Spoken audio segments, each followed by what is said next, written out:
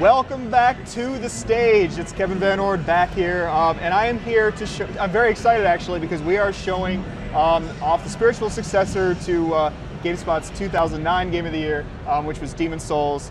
So obviously we are very anxious to take a look at Dark Souls. I'm joined by Namco Bandai brand manager Brian. And Brian, welcome to the stage. Thank you for having me. Absolutely. And obviously we're going to be looking at Dark Souls live and in person. Yes.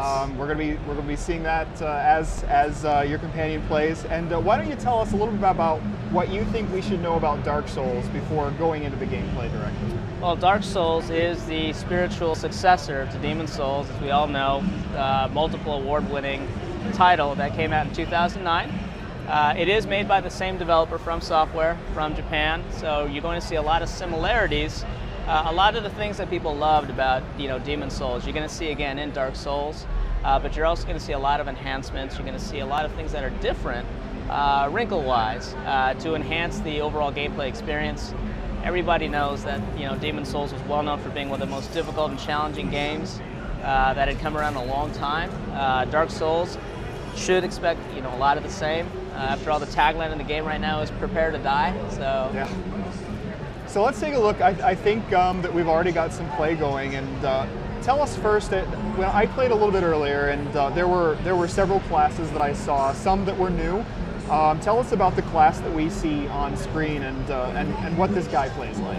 Sure. I mean, you've got various classes that you can start with. Customization is a big part of Dark Souls as well. This particular class is called the Black Knight. We have Black Knight, we've got other knights you can be. You can be a soldier, a pyromancer, and a witch. We have several classes, more so than you saw in Demon's Souls as well. Now, lots of people want to know about the difficulty. Obviously, that's an important facet of Demon's Souls that made it so successful. So people want to know about Dark Souls. Mr. McSwag from Atlanta is one of them. Will this game kick his ass like Demon's Souls did? Yes, it will definitely kick his ass the way Demon's Souls did. Probably more so. If you've heard any of the other talk that's coming out of Japan from Software, they have definitely tried to make this harder. But what they've also said is, they don't want this game to be a stupid hard or an unfair hard. They don't want the ability to progress and be good at this game to be dependent upon your finger dexterity or things like that. This is a very cerebral game. They want people to learn from their deaths in this game. And if they're paying close attention to how they're playing, what character they're using, the role play that they're involved in, they're going to be able to pick up hints and clues. If they're very observant, they're going to be able to do a really good job in navigating their way through this game. Now, speaking of hints and clues, obviously Demon's Souls had had the bloodstains, it had the ghosts of other players, and notes that you could leave for other players or find that others had left. Will we see those things returning, and will we see anything new that we didn't see in Demon's Souls in that regard? You will see, you will see those things that you saw in the form of messages. The soul phantoms and the soul messages and soul memories. That's what they're currently being called. They may end up being a different name, but essentially you're going to be able to see how other players have actually died before you. You might be able to leave hints for other players. It could be truthful hints on how to get by a certain mini-boss, but you could also kind of be a dick and be like, oh yeah, you want to do it this way, and then lead somebody into a death. The online play component of Dark Souls is something that has seen a lot of enhancements. And really, you're going to see, that's where the developer really tried to focus a lot of creativity and nuances to the Dark Souls game. Now, there's been a lot said, well, a little bit anyway, said about the game's structure. Demon's Souls had kind of this central area where you went back and then you were able to access the 5 different worlds from this central area. Right. Now, people have been talking about Dark Souls being open world. Tell us about the structure of the game and how is it that we access its various places? Yeah, exploration was a key aspect that the developer really wanted to have the player experience this time around. It's very non-linear in that when you go from one area to another, you don't necessarily have to defeat a boss to get to another area. You can actually just if you find the right ways to bypass, or you find different pathways to get to where you need to go, it's perfectly acceptable in this game to phase into another area using the hub. Now we saw a new enemy, an enemy that I don't recall ever seeing in Demon Souls, and that was basically this big metal boar. Yeah. What are some of the new enemies that we can expect to see? I also know that there's an enormous dragon in the demo. Yeah. I saw the boar though, and the boar is definitely new as far as I can tell. What else can we expect to see in terms of new enemies and new, really creepy things that we encounter? Well, this is where I kind of have to put up that veil. What I can tell you is that you're going to see a great many unique monsters that have come from the twisted imagination and minds of the developers there. The collector edition that we're promoting also has an art book that'll actually showcase a lot of these creations, I think is the best word to use. But you'll see some really gigantic boss monsters. You'll see monsters that you didn't think were monsters and kind of emerge, so to speak, as you play through this game as well.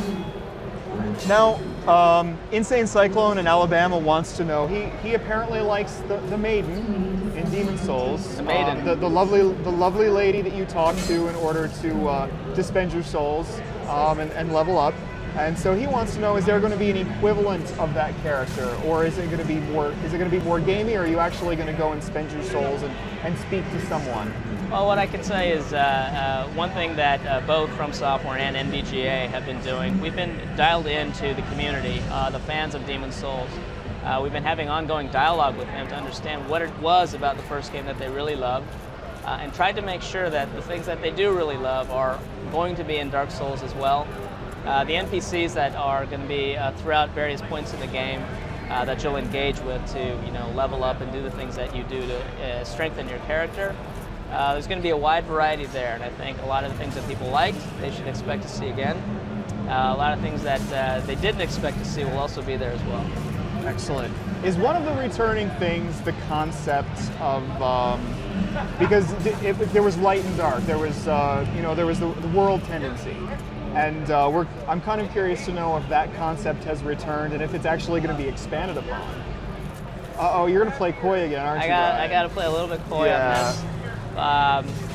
What we do see is some variation and some different setup with the way that the interactions are aligned.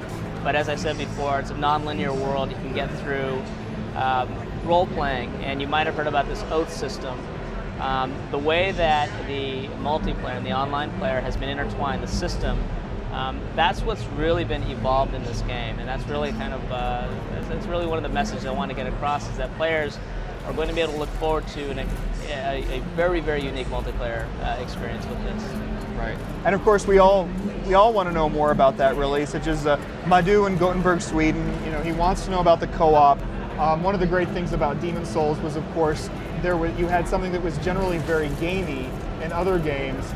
Here everything is right there in the game. It's right there as part of the experience, rather than, hey, I go into a menu and I invite somebody. It's all part of the mechanics of the game. Yeah. Should we expect to see a similar system in place, or will there be anything new added? For example, I don't know that I would want voice chat, but is that something that you guys have thought about at all? Yeah, right now it is something we very much have thought about. It's definitely been tested, but we also want to stay true to what made the Demon Souls franchise popular. And it is interesting that you brought it up, because Demon Souls was a PlayStation 3 exclusive, and a lot of our fans right now are from the PlayStation 3 platform. But and people may or may not know this, but Dark Souls is coming out on the Xbox 360. So a lot of those fans from the Xbox 360 that did not get a chance to experience the Demon Souls, the game and the franchise, with Dark Souls, they're going to get that opportunity. And that multiplayer aspect there is definitely going to be every bit as unique on the 360 as it was on the PlayStation 3. Now, obviously, Demon Souls wasn't story heavy, but it was more lore heavy. It was about ambience, atmosphere, that kind of thing. I'm looking at the screen here. I see we're entering Undead Church. I know that you don't want to talk a lot about all the different places and monsters that we're going to see, but can you talk about the atmosphere? Do we continue to see kind of that dark medieval tone? What different kinds of, like, what is the feel, do you think, of Dark Souls? And you're dead on right about it's not a story-driven franchise. Dark Souls is not that game, and From Software does not want to, put it out as that kind of game. The way that they've really tried to envision it is it's a metaphor for life. The struggle that you go through in this game at times will, as a lot of people said, make you want to throw your controller. And we've already heard that today in our booth. I broke a DualShock. Did you really? Yes, I did. Now the 360 controllers are a little bit more solid. Yeah, so a little more but sturdy. I already reserved this for PS3. So so we can expect to break some controllers. Definitely can expect to break some You controllers. heard it here on the Gamespot stage. Yeah, and that's what it is what we really want everybody to experience when they play this game, especially when they get through certain levels, is to experience this tremendous sense of achievement in that kind of gamer euphoria that you get when you get past a certain boss or a mini boss that you, when on an initial sight, were like, there's no effing way I'm gonna get by this guy, but then boom, there it is. Yeah. Now, I want our viewers to be able to see the dragon. I don't know if there's a way we can actually get your companion to go down there. I don't think he can hear us, can he? But hopefully he'll get down there. And, the wyvern, the big red dragon. Yes. It's pretty interesting because, of course, that's one of the great sights of Demon Souls. Sure. Is you see the big red dragon for the first time on the bridge. Yeah. And we have a very similar circumstance in Dark Souls for the demo. So we'll keep an eye on this and hope that, that we make our way down there. He's already gone to the Undead Church. If we could get him to respawn and go back to his original, he could definitely get into the area where the wyvern was relaxing. But in the actual game itself, you'll see that wyvern fairly early on, and this stage here is a fairly early part of the game itself. Well, it looks like we're going to be moving on in just a few moments. So one last question before we go back to the show floor. But John Kops in Wisconsin, he does want to know, like, hey, I'm a 360 player. I didn't play this game on the PS3. Is the game going to get me caught up to what's going on or what I need to know going into this? Or is it even going to be really all that important to me? Oh, you mean in terms of if he hasn't played Demon Souls? Exactly. No, and like we said, this is a spiritual successor. This is a game that if you've never played Demon Souls, it won't matter. And if you pick this game up and you start playing it, you're going to have just the same type of experience that all the players that played Demon Souls for the first time did. It's going to just draw you in, and before you know it, hours and hours will have passed where you're like, okay, I want more. I want more. Great. Well, Brian, thanks for stopping on our stage. I know when Demon Souls, I already know when Demon Souls came out, but I also know when Dark Souls is coming out. Tell our viewers when Dark Souls is coming out and for what platforms, just to make sure they know. North America, Dark Souls coming out on PlayStation 3 and Xbox 360 on October 4, 2011. Fantastic. Brian, thanks so much. We're going to go back to the show floor. We're going to take a look at Wipeout and some other goodies, so let's see what's going on out there.